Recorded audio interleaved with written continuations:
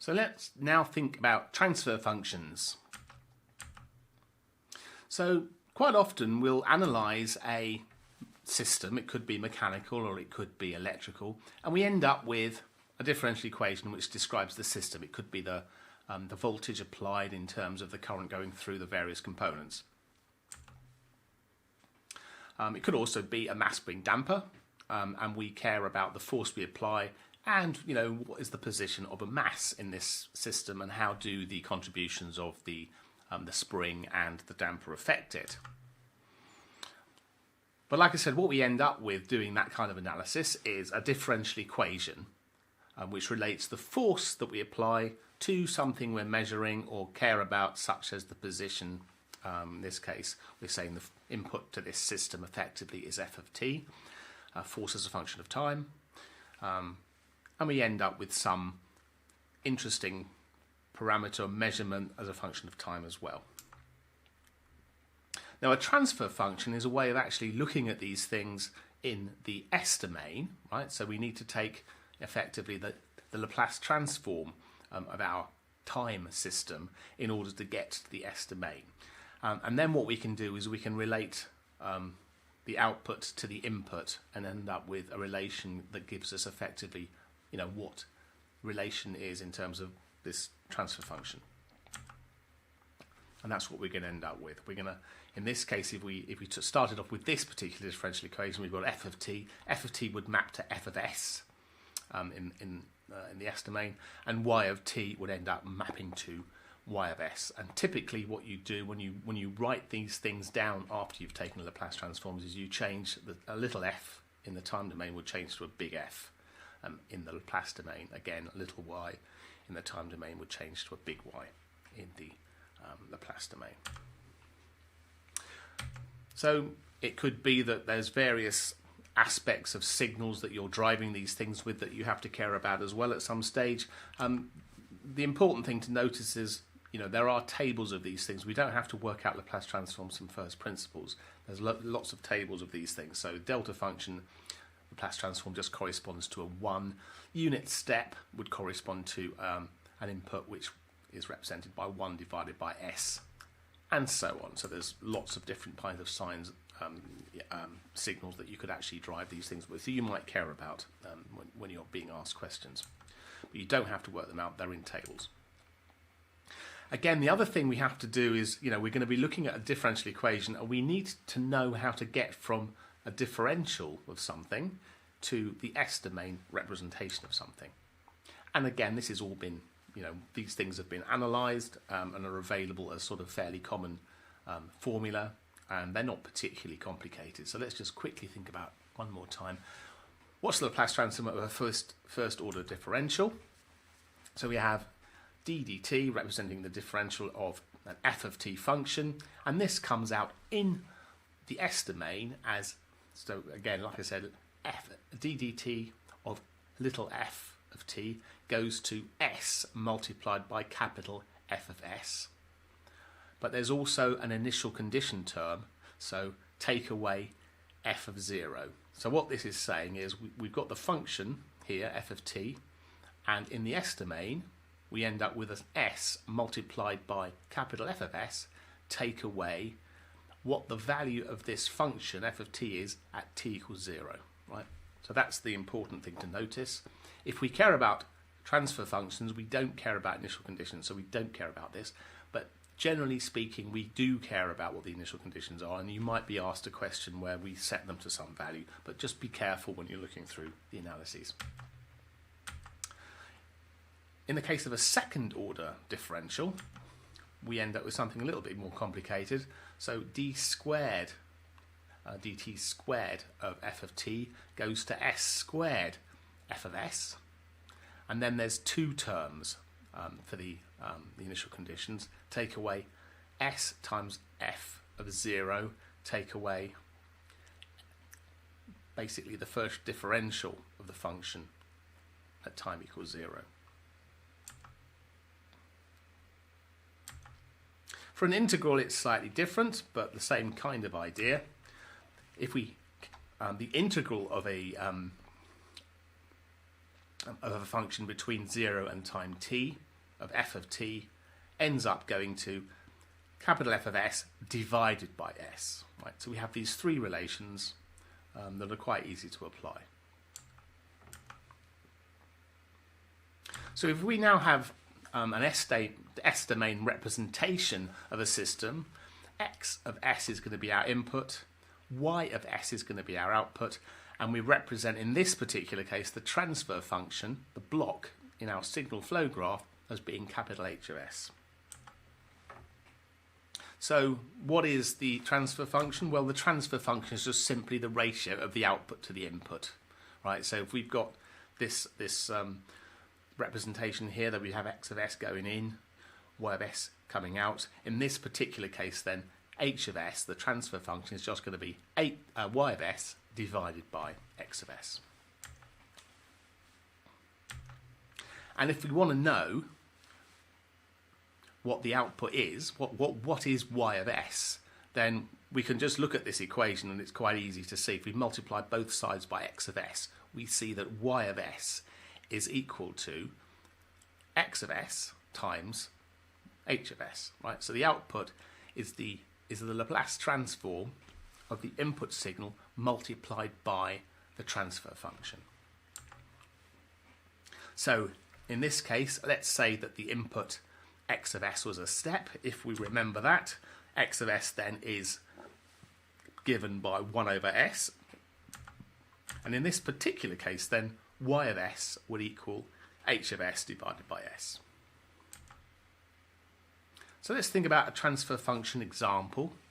And we're going to consider a DC motor, right? So basically a DC motor, the idea is you have a coil of wire, so positive to negative, the current flows around this way, and it's generating basically a magnetic field which is then interacting with a magnetic field from, in this case, some kind of stator magnets. And this will generate a force, and it will also basically follow Fleming's left-hand rule. We don't have to worry too much about electromagnetics at this particular stage. All I care about in this case is just giving you an example of a system that is quite often analysed. Right, so let's not worry about that. The point being, right, when we pass current through this this coil, what we end up with is a force which is going to start, in this case, rotating the armature round. Right, so it's just going to rotate it round. So we apply current and we care about what the torque is coming out. And what you see quite often when manufacturers describing their motors, they'll give you some information on how there is a relation between the torque you get out of it and the current you put in. And this is given by basically the torque constant. So the torque of the motor equals a torque constant, K of T in this case, multiplied by the current. And that's quite a useful thing to have. More complicated motors are going to have lots of coils. Again, we don't really care about that for our particular analysis. If we're using this torque constant representation, all we care about is, you know, what's the torque given the current we've got, and it's this linear relationship. Again, that's also not completely true for all conditions, but for the modelling that we're going to do here, we're going to say there's just going to be this simple relationship. Okay, so that's just a simple motor there. So let's think about how we're going to think about motor dynamics. Right?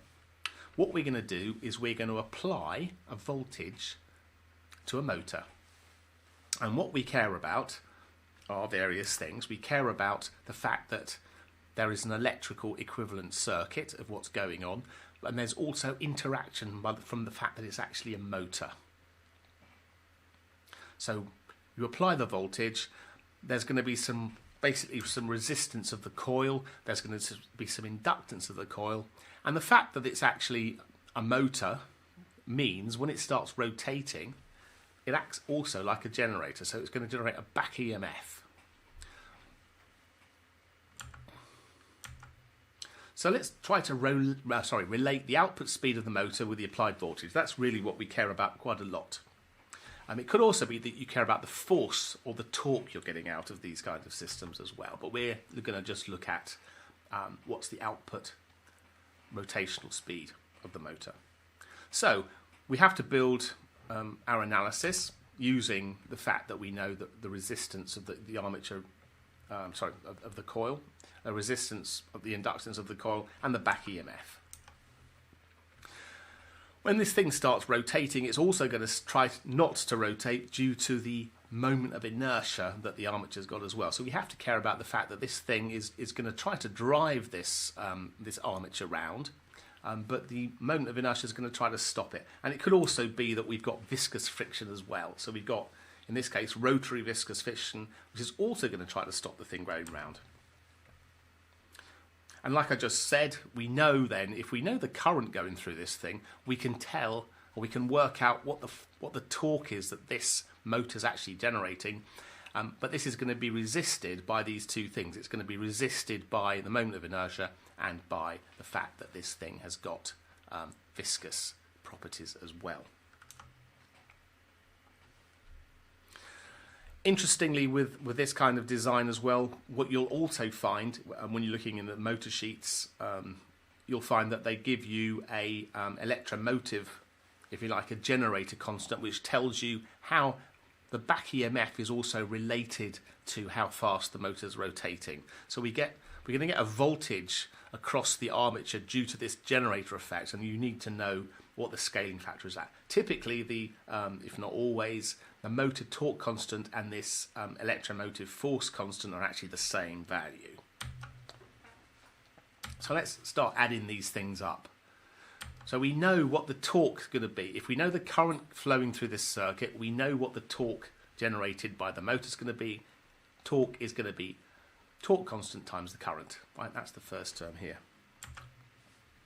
And this is going to be resisted by the mechanical properties of the system. So we know the torque that we're going to generate is going to be resisted, and it's going to be resisted by the sum of, in this case, B d theta dt. So it's going to be the viscous constant multiplied by the rate of change of theta. So this is by the angular velocity. This is the damping term, and it's going to be resisted by the inertial property, the moment of inertia of this armature. So it's going to be the moment of inertia multiplied by angular acceleration, which is d squared theta dt squared. Right, so we've got these two resistance terms in terms of the torque. So we know that the first has got to equal the second. So we can just equate these. We can substitute in now, first of all, the torque coming in from due to the motor. So K T I, so the torque constant on the motor multiplied by the current, has got to be equal to the part resisting from viscosity plus the part resisting from moment of inertia. Now, what we also care about is the fact that we want to drive this thing using a voltage source, right? So we're not driving it with a current source. If we were, we'd be finished. If we had a current source that we were driving it with, that would have told us everything we needed to know. But in this particular case, we're going to say we're going to drive it with a voltage source. So just like we did for an LCR circuit, we need to add up the voltages, right? So we have to say the applied voltage here that we're giving it is going to be the voltage across the resistance, and that's going to be I times R, right? Ohm's law. The voltage across the inductance is in series with it, so it's going to be L di dt. And it's going to be the voltage across the armature due to this generator effect. So it's going to be this generator constant multiplied by the rotational speed, so the rotational velocity, should I say, Ke d theta dt. Right? So we've got the voltage now in terms of that. And what we noticed previously is we care actually about things in terms of current, so we can actually put stuff into the other equation. So let's just slightly rearrange all of this. We're going to rearrange it first of in terms of the differential of the current. So we just basically stick everything else on the other side of this equation. So we've got Vt, in this case, take away the Ke d theta dt term and take away the I R term as well, right? And then we can get rid of the scaling factor here by dividing through by L. That's exactly what we've done here. So rather than trying to simplify things further in this differential form, the easiest thing to do is actually to take Laplace transforms now of both of these parts. So let's look at this expression here for the mechanical dynamics of the system. We're going to take the Laplace transforms of this, and clearly kt I of t goes to kt capital I of s, b d theta dt goes to b s times capital theta of s, and j d squared theta dt squared goes to j s squared capital S of capital theta of s, right? And we can factorize out the theta quite easily now. And this is the beauty of using Laplace transforms. What we've done now is we started with a nasty differential equation. We end up with effectively an algebraic equation, which is much, much easier to deal with. So we can rearrange that then to get the current term on the left-hand side. And we do that just by dividing through by the k of t, as we can see here. And we end up with quite a simple expression here. Now we've got our differential equation that describes the motor voltages. And again, let's just simply go through that and take Laplace transforms. So the v of t then goes to capital V of s. This is I of tr goes to capital I of sr. L di dt goes to L s capital I of s. Right? And ke d theta dt goes to ke s times capital theta of s. And again, we can try going through, collecting up terms as much as we can. We can certainly collect up the current term here quite easily, right? So we've got our current term now from one of the equations, and we can substitute that into the voltage equation. So we've got this from the mechanical system, the current. We substitute that into the expression that we have for the voltage analysis of the circuit. And if we do that, we get rid of the I of s, right? We got rid of the current, and we don't actually care about the current because we said we're interested in the applied voltage and what it does in terms of the output speed of the motor. So let's do that. So we say V of s now equals this expression for current goes in here, multiplied by R plus L times S plus this term here, K E times S capital theta of S. And we can take out the theta of S again from this expression, so we can factorize that out quite easily. And then we're just left with these other terms here, these two terms that add together. So we end up with this expression. What we care about now, first of all, let's just say, like I said before, we can put in the constants as being the same thing. We're just going to call them K. So motor constant and generator constant are typically the same, so we can put them in as K. And we're going to factorize out the 1 over K. We end up with a relatively, well, a little bit cleaner expression. Okay, so we factorize things out. And what we cared about, if you remember, was theta s over V of s. Right? So this is actually the relationship of the output position divided by the the input voltage. So this is the transfer function where the output is the angle. Right? So we just basically divide through. Right? We just divide both sides by this bit and multiply both sides by the k, and we end up with this expression here. Now, we can differentiate this expression if we want. If we care about the velocity, the angular velocity, we can differentiate this expression, and we do so by multiplying by s. So differentiating multiplies by s. So if we do that, all we end up with is getting rid of this s term at the bottom here, and we end up with the transfer function, which is given by basically the relationship of the output velocity, angular velocity, divided by the applied current.